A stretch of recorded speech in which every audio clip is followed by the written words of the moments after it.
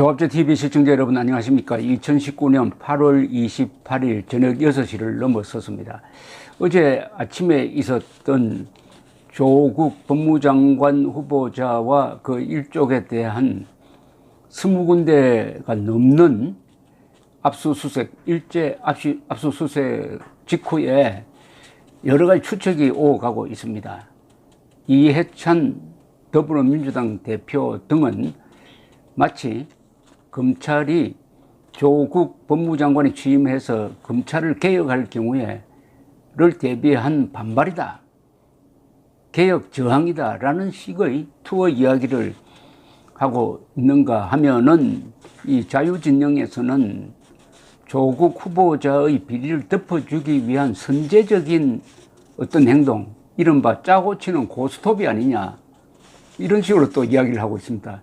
그런 점에서 이 음모론의 협공을 받고 있는 게 이 검찰입니다.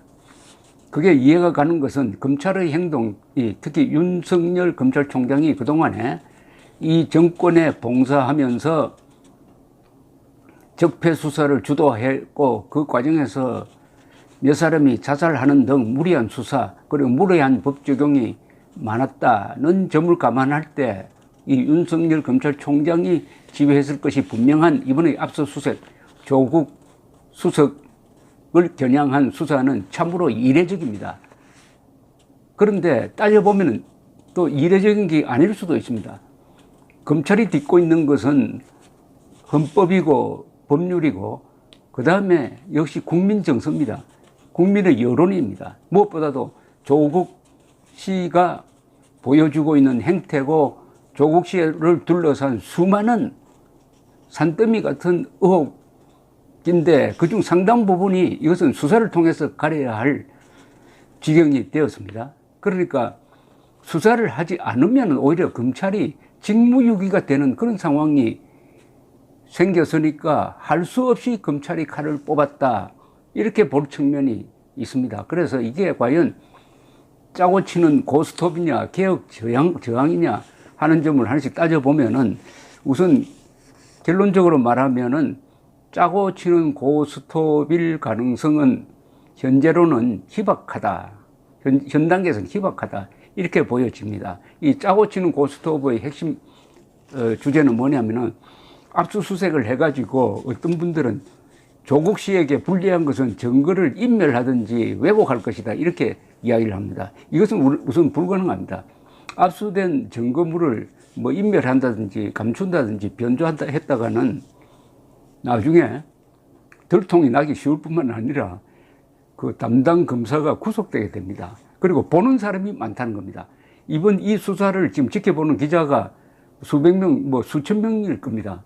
그러면은 검사가 그런 범죄를 저지를 수 있는 여지가 매우 좁다, 이렇게 보여지는 거죠.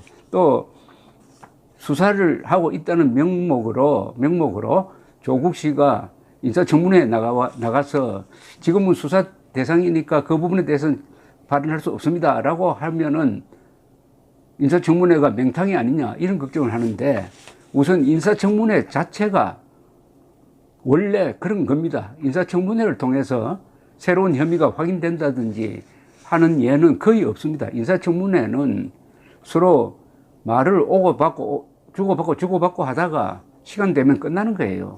거기서 당장 여러 사람이 보는 데서 거짓말을 해도 밝혀낼 방법이 없다 이겁니다. 청문회가 한계가 있습니다.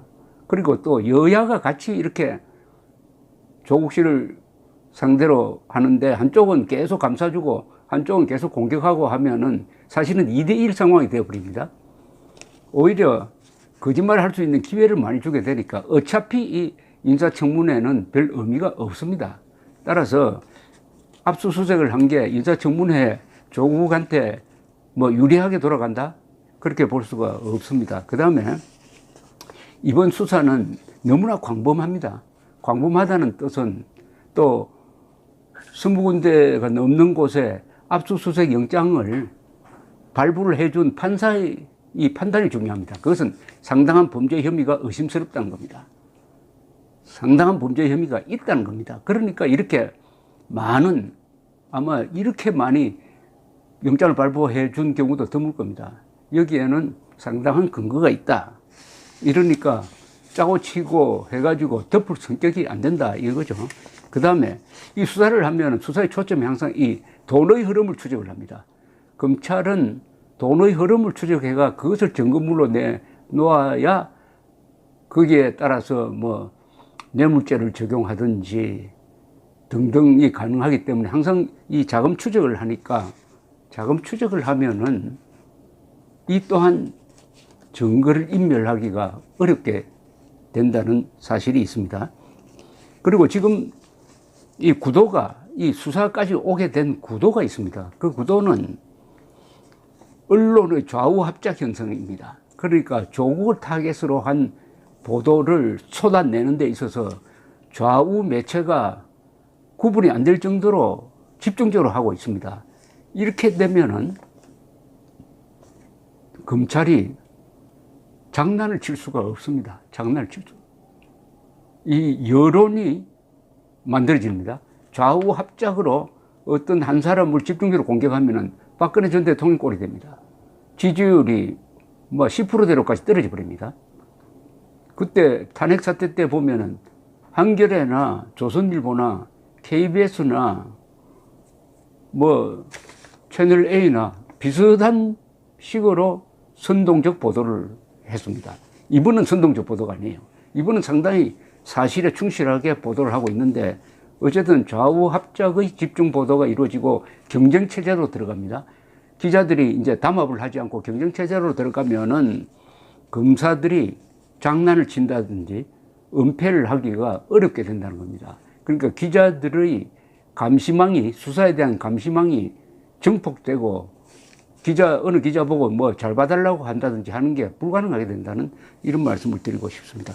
또 언론뿐만 아닙니다. 이 여론 형성에 중요한 대학생 20대가 움직이고 있습니다. 이게 문재인 대통령의 지지율을 떨어뜨리고 있어요. 이것 또한 검찰이 아주 냉정하게 보고 있을 것이라고 생각합니다. 더구나 개학이 되면은 이게 전 대학으로 확산될 가능성 또한 배제할 수가 없습니다. 이런 등등을 종합을 하면은 짜고 치는 고스톱론은 현재로서는 음모론 정도로 취급하는 게 좋습니다. 그러나 하나 앞으로가 문제입니다. 앞으로 이 수사를 진행하다가 보면은 조국 씨와 연관된 다른 정권 실세들이 걸려들 가능성이 있습니다. 심지어 문재인 대통령까지 수사를 해야 될 필요성이 제기될지도 모릅니다. 이랬을 때 검찰이 수사를 확대할 것이냐, 아니면은 조국으로 끝낼 것이냐 하는 정치적 판단을 하게 될 것입니다.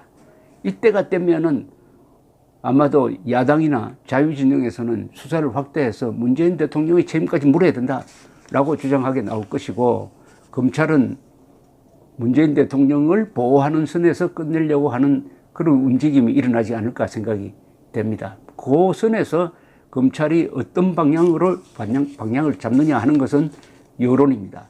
그때 여론이 압도적으로 문재인 대통령의 책임까지 물어야 된다라고 하면은 박근혜 전 대통령 처지가 될 가능성도 배제할 수 없다. 뭐 어제 검찰 출신의 한 변호사, 검찰개혁위원회에 있었던 변호사가 이게 문재인 정권 퇴진으로 이어지는 변곡점이 될 가능성도 있다라고 이야기를 한 것도 막 그런 사례에 견주어서 추측한 것으로 이렇게 보입니다. 이 대한민국 역사상 언론이 좌우 진영을 넘어서 거의 일치된 견해로서 접근하면은 큰 사건으로 번지는 경우가 과거에 몇 차례 있었습니다. 이번 조국 씨, 그 다음에 박근혜 전 대통령을 몰락시킨 탄핵 보도, 그 다음에 조금 더 거슬러 올라가면 1987년 1월에 박종철 군 고문치사 사건이 났을 때, 그때는 친여 매체, KBS와 같은 친여 매체, MBC와 같은 친여 매체든지 야당색이 짙은 매체든지 다 합치된 취재를 통해서 고문치사를 누가 했느냐 해가지고 경쟁적 보도를 하다가 결국 그때 강력한 전두환 대통령도 손을 들고 내각 총사퇴에 이른 적이 있었습니다. 그리고 1980년대 초에 전두환 정권이 집권했을 때 장영재 사건이라는 게 있었습니다. 이 사기 사건인데 권력형 사기 사건이다 해가지고 장영자, 이철희 이 부부에 대한 집중 보도가 있었습니다. 이때도 언론이 약한 상황인데도 불구하고 이런 권력형 비리에 대한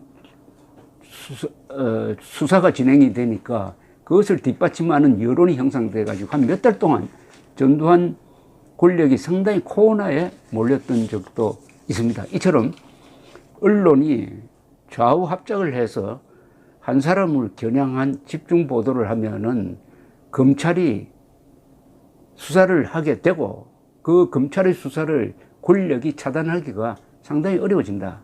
그러나 시간이 흐릅니다. 역시 시간이라는 게 중요합니다. 시간이 흐르면 이제 국민들도 좀 지루하게 될 때가 있고 폭로하는 소재도 좀 떨어지고 이렇게 되면은 이제 권력의 영향력이 다시 등장합니다.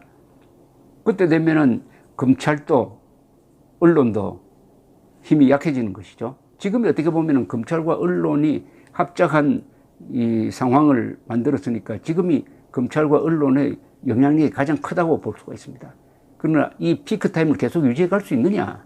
그것은 새로운 자료가 계속 나오느냐인데 이번 수사는 상당히 오래 걸릴 것 같습니다. 수사가 진행되는 동안에는 검찰과 언론의 이런 협조 관계가 계속 이어지고 권력은 계속 코너로 몰립니다. 그러나 수사에도 시간적 제약이 있는 것이죠.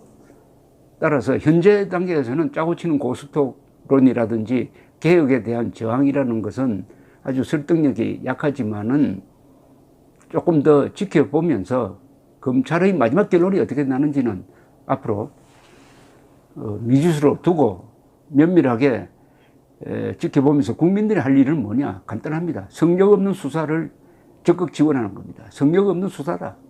권력이 여기에 개입하지 마라. 성역 없는 수사, 법에 의한 수사, 사실에 입각한 수사를 요청하는 것이라고 생각합니다. 감사합니다.